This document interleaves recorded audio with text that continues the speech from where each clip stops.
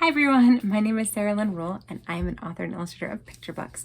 And today I'm going to show you some top secret behind the scenes information about how I made my most recent book, NERP, which came out from Sterling Publishing this past March.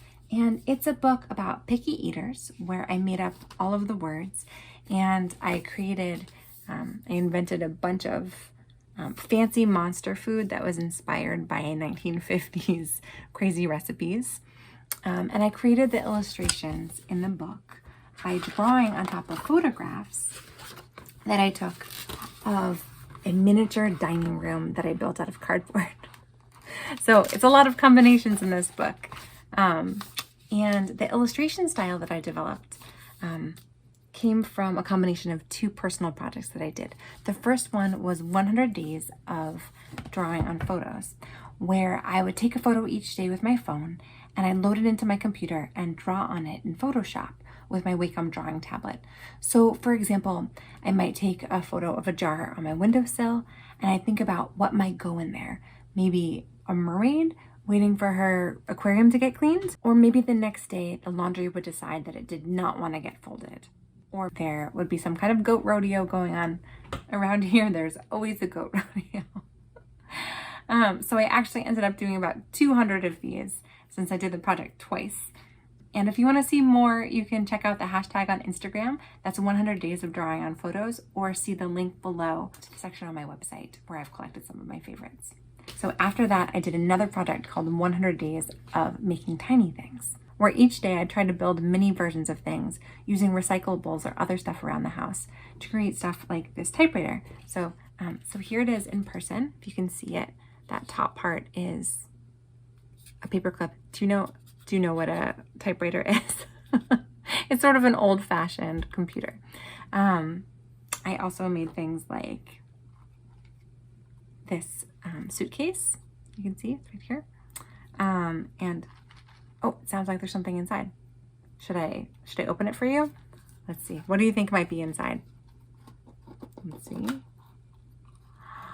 It's full of money. Amazing. It's always convenient to have a suitcase full of money around. And I also made this miniature version of my book, The Breaking News, and you can actually read it. It might be kind of hard to read it though, so maybe you need your reading glasses. These little tiny reading glasses, let's see. Oh yes, that helps a lot.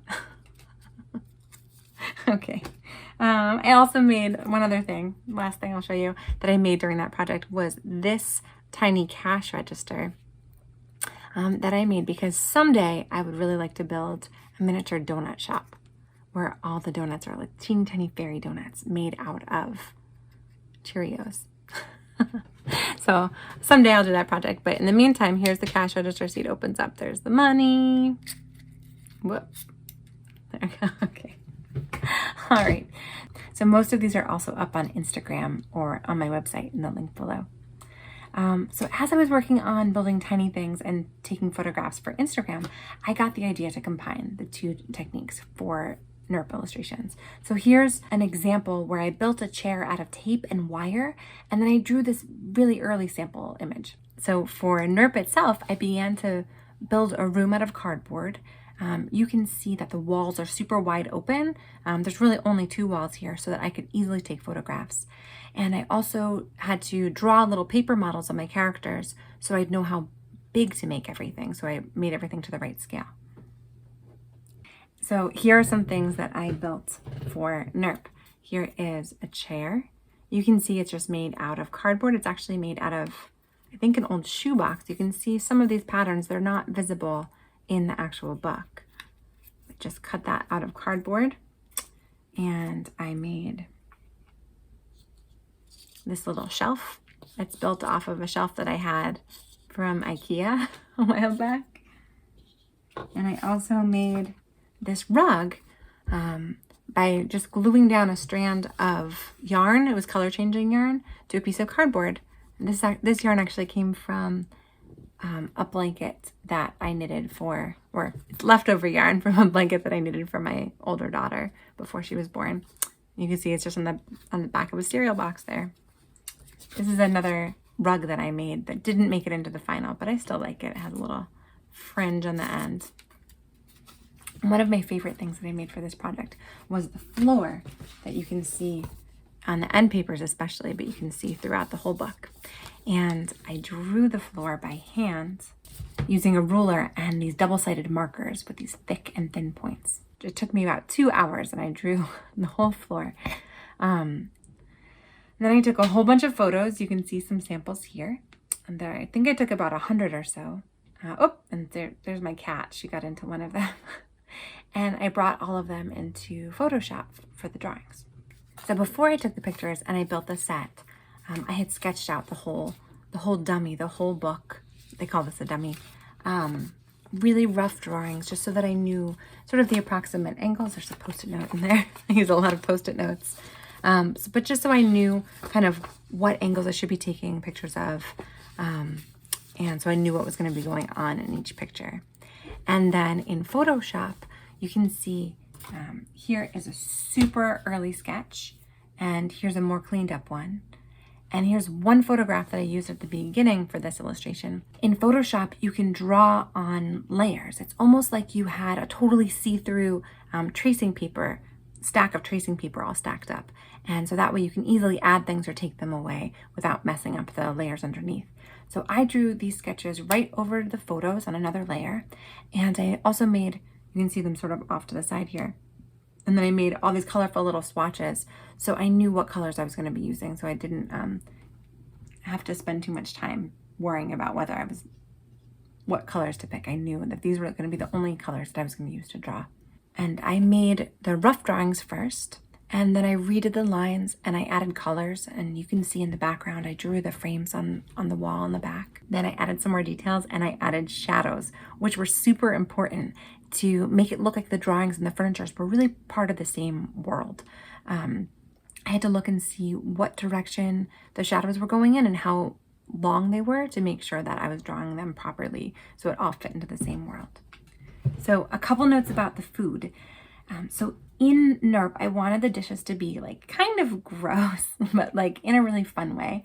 And I also wanted them to be sort of really appealing too, like something that you might see and so, that's interesting. Maybe I would try it. So I had to study online. I looked up how to make food look appealing, like with different sauces and textures and shine and all these different things like that. And I also got a ton of inspiration from real life recipes from the 1950s. And some of these are kind of crazy combinations. There's like Jell-O and hot dogs and mayonnaise and fruit.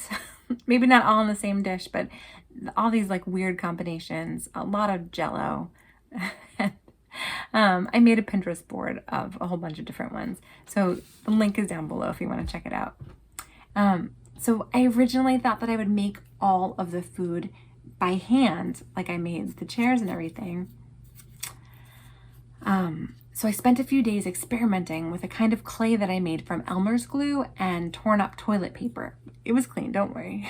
I had this idea that I wanted to make everything out of paper. That's why I did that. But it ended up being really messy and it took totally forever to dry. I also tried using some beads and an old Altoids mint tin to see if those might work for serving dishes. But none of the food really looked quite the way that I wanted it to, and I couldn't get the lighting right.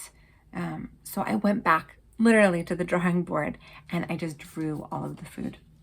So here's that spread with all of the food, with all of your classics. There's Oogly Boogly, Scrumple Nosh, and Yuccaroni Smackintosh. All the good things are there. So some of those samples, some of those samples that I made worked really well as models for the final. So all that work wasn't lost. I think actually that experimenting really helped make the book stronger in the end. And so that's how I created all of the illustrations for NERP. And oh, I can't forget, to celebrate the publication day, my friend and critique partner, Sharon Abrahanan, actually cooked up her own versions of some of the food from the book. Here is that wiggly pink pet food that the baby ended up eating in the book. and all my critique partners in my writing group also ate it. And it was actually really good. It tasted like raspberries. So that was super fun. So I hope that this video maybe inspired you to create some of your own combinations with words or food or illustrations. And if you'd like, I do have an activity sheet up on my website where you can design your own food and name it, write what's on the plate today, and you can determine whether the baby would say yerp or nerp to it. And I've got some beautiful examples here, graciously made by my family members. Let's see, there is, let's see, this looks like it's Mungelsplurg with Blurgsplorf and Schlorfelknurfel. Classic combo. Here is Gerpelschmalid with Bloopies. And here is another wonderful example. So I'm sure you'll come up with something great as well. Thanks so much for checking this out, and I hope to see you soon. Bye-bye.